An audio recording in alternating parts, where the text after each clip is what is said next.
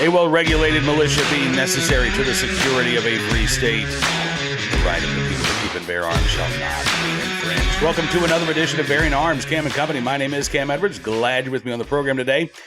I mentioned yesterday we're going to be talking with New York Second Amendment attorney Amy Bellantoni. Unfortunately, Amy is a little under the weather, so we're going to have to reschedule her conversation here. And she's got, sounds like a very busy couple of weeks, including an argument before the Second Circuit here. So it may be a bit before we get Amy back on the program, but we wish her well, both health-wise and professionally, and I look forward to having her back again very soon. We are going to be talking, though, about a legal issue, and one that I think is pretty darn important when it comes to our right to keep and bear arms, the constitutionality of AR-15s and other semi-automatic firearms that have been branded by gun control activists as assault weapons, right? So as we were talking about yesterday with Holly Sullivan, there's multiple challenges, actually, to Connecticut's ban on so-called assault weapons that are now pending the Supreme Court's review and conference. You also have the challenge to Cook County, Illinois' ban on so-called assault weapons, Viramontes versus Cook County. That is going to be considered in conference by the Supreme Court, I believe, here in a couple of weeks. So if the court does want to take up a gun ban case this term, they've got some possibilities, right? You've also got the Duncan case, which deals with the California's ban on magazines. There's Gators Custom Guns, which is also a mag ban case. This one dealing with the state of Washington's ban on so-called high-capacity magazines. Both of those cases will be heard in conference in the coming weeks as well. So when Justice Brett Kavanaugh said earlier this year, when the Supreme Court denied cert to Snope, the Maryland case, in which the Fourth Circuit upheld Maryland's ban on so-called assault weapons, he basically said, listen, this doesn't mean we're green-lighting these gun bans, just that we're not ready to hear this type of case. But he said it would be likely that the court would take up one of these cases in a term or two. That was last term. So this term, next term, you'll probably have the Illinois gun ban cases, gun and magazine ban cases. Oral arguments held in the Seventh Circuit already. Oral arguments in the Third Circuit have been held regarding New Jersey's ban on assault weapons, and large capacity magazines. It is conceivable that the appellate courts would issue their opinions quickly enough that they could be appealed to the Supreme Court this term, but I don't think that's likely. I think it's probably going to be the new year before we get... should have turned off my phone here before we started talking here. Anyway, I think it's likely going to be next year before we get those decisions from the Seventh and Third Circuits, and then probably... just kind of playing tea leaves here, but probably would be next fall before those cases might be heard in conference. All right. So with that in mind, there are opportunities, again, for the court to take up this issue now or in the very near future. And over at SCOTUS blog, Notre Dame Law professor Haley Proctor, who has a recurring column talking about Second Amendment issues, has a really interesting piece called What James Madison Thought About AR-15s. And I want to talk about this today. One of the things I like about this, I've had a couple of email exchanges with Professor Proctor. I'd like to get her on the program. We just haven't been able to work out the scheduling. I haven't asked her explicitly, but I think she comes at this issue from a pro-Second Amendment point of view, or at least the point of view that the Second Amendment protects a real right.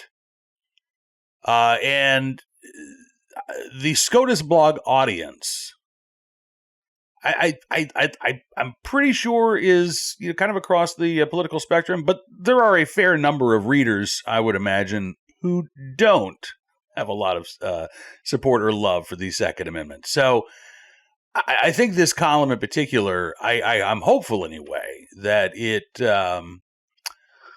touches those readers up here, maybe not in the heart, but at least in the head, because I think what she has to say is pretty important. And she kind of, I won't say that she dances around the issue, but she builds up to what James Madison might have thought about AR-15s.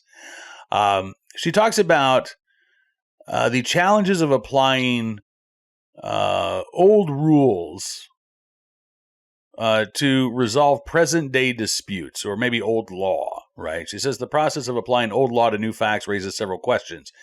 Do legal rules have anything to say about the facts that did not exist when the rules were created? If these rules do have something to say, how do we figure out what it is? And should we pay any attention to what those rules say? So she says, imagine constitutional adjudication as a round-trip journey. The journey begins with a trip back in time to recover the original meaning of the constitutional provision that is at issue. That is interpretation. At some point, the judge turns around and brings what he has learned back to the dispute that's before him. That's application. Visualizing the dispute in this way helps us to appreciate the difference between the two activities. The judge's orientation in time is different. When he interprets, he is looking to the past for an answer. When he applies, he is returning to the present and using what he has learned.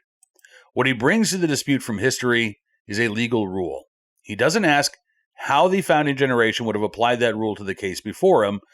Rather, figuring out how that rule applies is a job that awaits him on his return. So I think it's a pretty good description of originalism, right? How that is supposed to work in practice.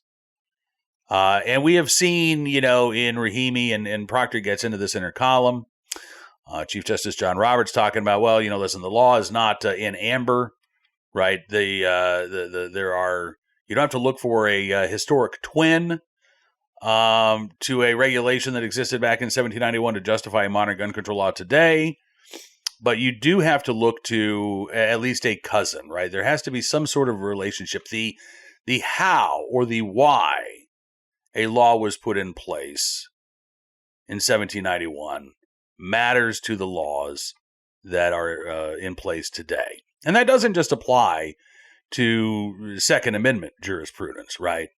In fact, she talks about what she describes as a famous exchange, maybe among legal circles. I confess I hadn't heard this exchange before, between Justice Antonin Scalia, Justice Samuel Alito, and Zachary Morrazzini, who at the time was the Deputy Attorney General of California, during oral arguments in a case called Brown versus Entertainment Merchants Association. And the question in that case was whether California's ban on the sale or rental of violent video games to minors violated the First Amendment.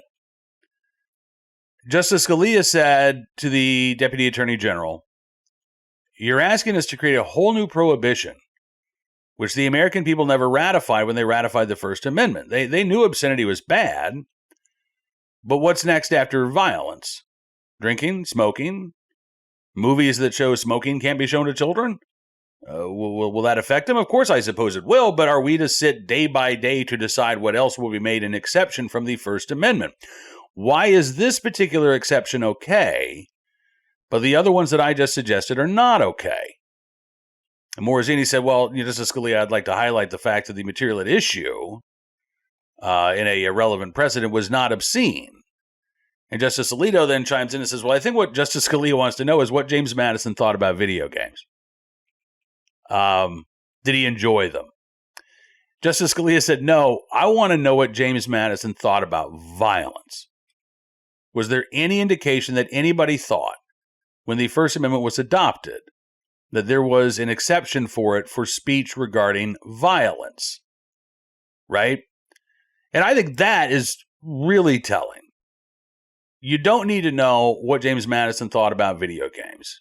You don't need to know what James Madison thought about AR-15s. Obviously, James Madison had no thoughts on AR-15s.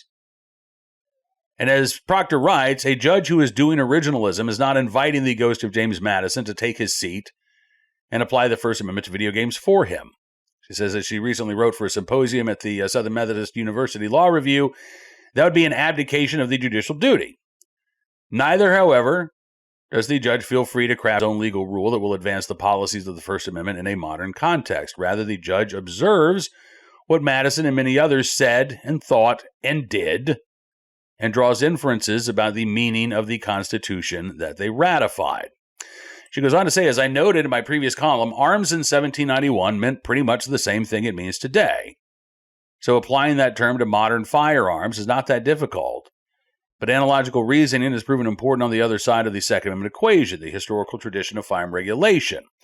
Because just as the Second Amendment's protections are not limited to muskets and sabers, its allowance for regulation is not limited to, quote, those regulations identical to the ones that could be found in 1791. She adds, as Justice Amy Coney Barrett explained in her concurring opinion in United States v. Rahimi, one of the biggest challenges that arises in applying rules drawn from our historical tradition of firearm regulation is figuring out the proper level of generality. As she wondered, must the government produce a founding-era relative of the challenged regulation, if not a twin, a cousin? Or do founding-era gun regulations yield concrete principles that mark the borders of that right? Proctor says essentially that the Second Amendment, again, is no less relevant today than it was in 1791. And the arms that we bear today may differ from the arms of the past, but they are, in fact, still arms. So when it comes to what James Madison would have thought about AR-15s, the question then becomes, what would Madison have thought about laws that would prohibit the possession of arms that are in common use for lawful purposes, right? The one issue I might take with Proctor's column, she says, a judge will ask whether a challenged regulation and its historical analog impose a comparable burden on the right of armed self-defense and whether that burden is comparably justified. If that inquiry is limited solely to individual self-defense, then I would argue that's not originalism. Because if we are to look back to the why of the Second Amendment in 1791, why did the Founding Fathers, including James Madison, want to ratify and encompass an individual right to keep and bear arms in the Constitution? Individual self-defense might have been a reason, but it clearly wasn't the only reason. There was also an argument for collective self-defense, that the body of the people, capable and able to bear arms, would serve as a check on a tyrannical government. I mean, Madison wrote explicitly about this in the Federalist Papers, noting the difference between European nations and the United States of America, where the monarchs of Europe didn't trust the people with arms. But here in the United States, the political leaders did. And Madison talked about how that armed citizenry would serve as part of a check on the establishment of a tyrannical government, and in the case that a tyrannical government was formed, a defense against that tyrannical government. Now, again, it wasn't the only piece of the puzzle, right? Madison talks about the states joining together to fight back against a federal tyranny, that the body of the people bearing arms, the militia, electing their own officers from the state level, serving as that sort of as the armed response to tyranny. But again, you would have a political response to tyranny. You would have a legislative response to tyranny. You would have a societal, a cultural response to tyranny. But the Second Amendment played a role in that. The right to keep and bear arms played a critical role in checking tyranny, because the body of the people capable of bearing arms would dwarf the size or scope of any armed force that a federal tyrannical government could muster. So, I don't want to go too far afield here, but again, if the inquiry about what arms are protected is limited only to individual self-defense, that's not a serious inquiry. And again, going back to the conversation we had with Holly Sullivan yesterday, that's exactly what the Second Circuit Court of Appeals examined, right? They said, well, AR-15s aren't commonly used in self-defense. And unless an arm is commonly used in active self-defense, then it's not protected by the Second Amendment, which is absurd. Again, the Supreme Court has said the test is whether an arm is commonly owned for lawful purposes, including but not limited to self-defense.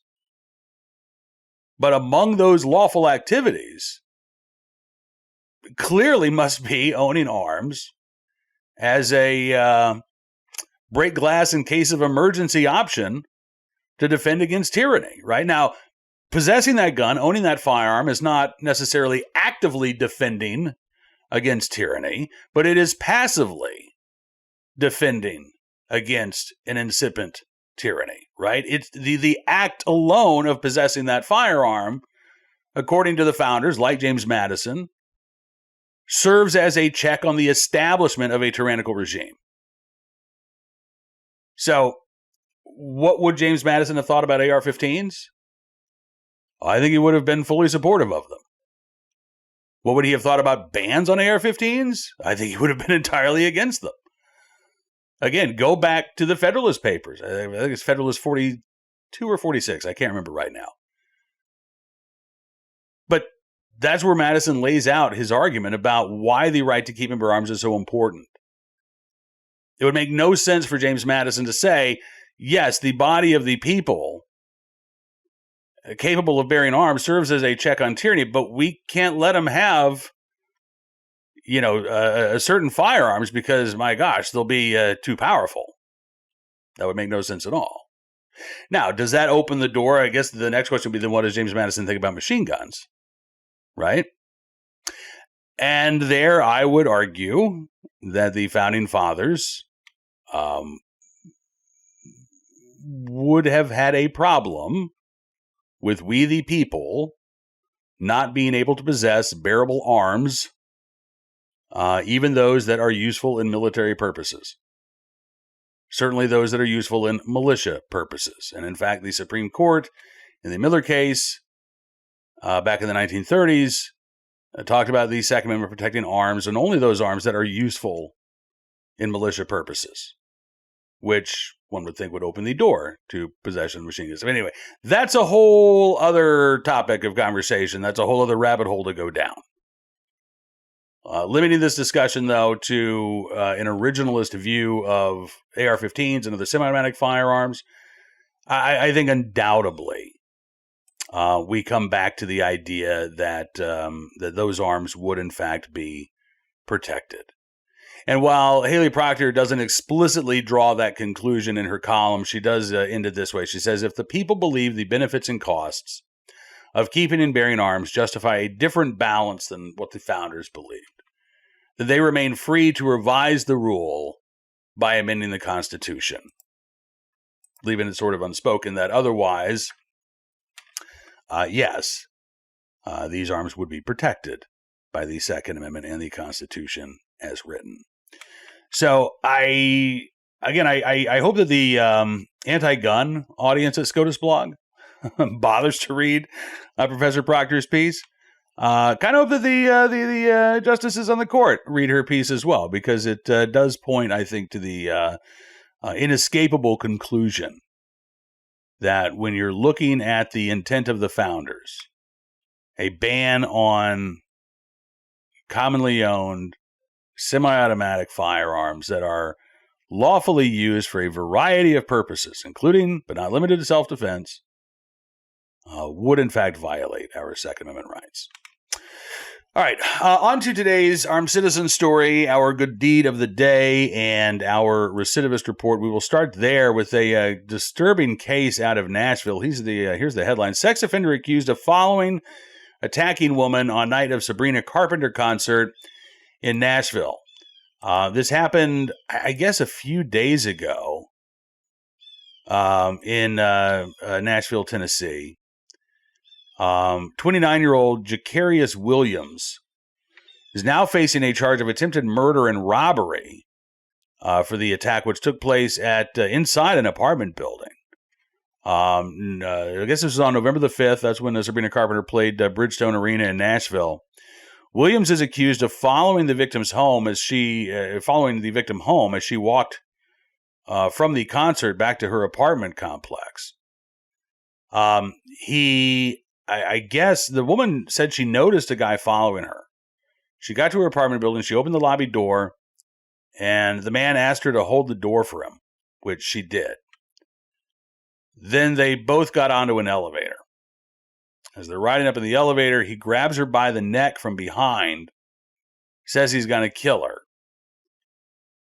The woman says that she briefly lost consciousness because she was being strangled. When she came to, the guy was on top of her. And it was really just a short period of time because the elevator doors were still closed. When the elevator door opened, she managed to escape. But Williams is accused of taking her keys and her cell phone. Officers later recovered those items, apparently in his possession. Now, what makes this a recidivist report is that Mr. Williams has a fairly extensive criminal history. Indecent exposure, robbery, sexual battery, aggravated assault with strangulation, all in his past. Most recently, though, Williams was convicted of aggravated assault and attempted forcible rape of a 27-year-old woman in August of 2019. He was put on Tennessee's sex offender registry, but he was sentenced to nothing more than probation for that crime in 2019. I don't know if he is still on active probation, but again, given the extensive criminal history before that 2019 incident, you have to wonder what the hell were prosecutors and the judge thinking in A, offering this guy a plea deal that could result in nothing more than probation, and then B, handing down a sentence of nothing more than probation for a violent assault, and not the first one in this suspect's criminal history. So right now, the suspect in this case, Jacarius Williams, is being held in the Davidson County Jail on a $10 million bond. I don't know that he's going to be getting out anytime soon, but again, serious questions being raised about the criminal justice system there in the Nashville area and why he was out to begin with. Today's Armed Citizen story from the Woodlands, Texas, just north of Houston, where a man was shot and killed after breaking into the home of his ex-girlfriend. Unfortunately, the woman's current boyfriend, who defended her and himself, was also shot during this break-in. The Houston Chronicle reports that this happened late Monday night. The ex who broke into the home was fatally shot, but the woman's current boyfriend taken to the hospital, last report in critical condition. Houston Chronicle says once on scene, detectives learned that the deceased man had allegedly been sending threatening text messages to the woman and her new boyfriend. But the situation escalated when the man broke into the woman's apartment armed with a pistol and a shotgun, which resulted in a shootout between him and the surviving man.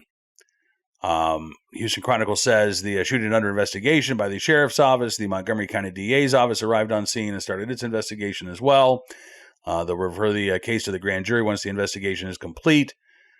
If the boyfriend survives, and we certainly hope that he will, I don't think there's a snowball's chance in Houston in July that he is going to face charges here. He's where he had a right to be. An armed ex breaks in after sending threatening text messages. He was acting in lawful self-defense and defense of others. That much is clear. Don't know whether or not the girlfriend had taken out any sort of order of protection against her ex, but as we've talked about with Nikki Gozer before, it's a piece of paper. It's not a suit of armor, but those orders of protections are important if you do have to act in self-defense. They are basically supportive evidence of, look, this individual was an ongoing problem. I had a legitimate fear for my life. They weren't supposed to contact me. They weren't supposed to get near me. and yet they did, which is why I acted to protect myself. So we'll see if we get any more details about this case out of the Woodlands, but I am glad she is okay. And again, prayers up to the boyfriend who defended himself and his girlfriend from her homicidal ex. Finally today, our good deed of the day, in the right place, at the right time, willing and able to do the right thing. An off-duty police sergeant in Indiana who saved a teen baseball player who collapsed during a practice just a few weeks ago. This was in Lawrenceburg, Indiana, October 23rd. Gregory Cannon, who is a sergeant there with the Lawrenceburg PD, also volunteers as a coach for his son's 14 and under travel baseball team. So they're holding a practice. He's, pitching when a player collapsed running from first to second base. Now, keep in mind, again, these are kids 14 and under, right? So this is scary. Immediately, Sergeant Cannon jumped into action, assessed the player's condition, started rendering CPR. Lawrenceburg Fire Department got to the scene within a couple of minutes with an artificial defibrillator. They provided additional care. According to WHIO, the player was taken to Cincinnati Children's Hospital, life flighted there. So, I mean, very much a critical situation, but he was stabilized and is, quote, doing much better now, which is fantastic news. Gregory Cannon is a canine handler with the Lawrenceburg PD. He was obviously off duty at the time, but in the right place at the right time, willing and able to do the right thing to save the life of a child. Sergeant Gregory Cannon from Lawrenceburg, Indiana. We thank you for your very, very good deed.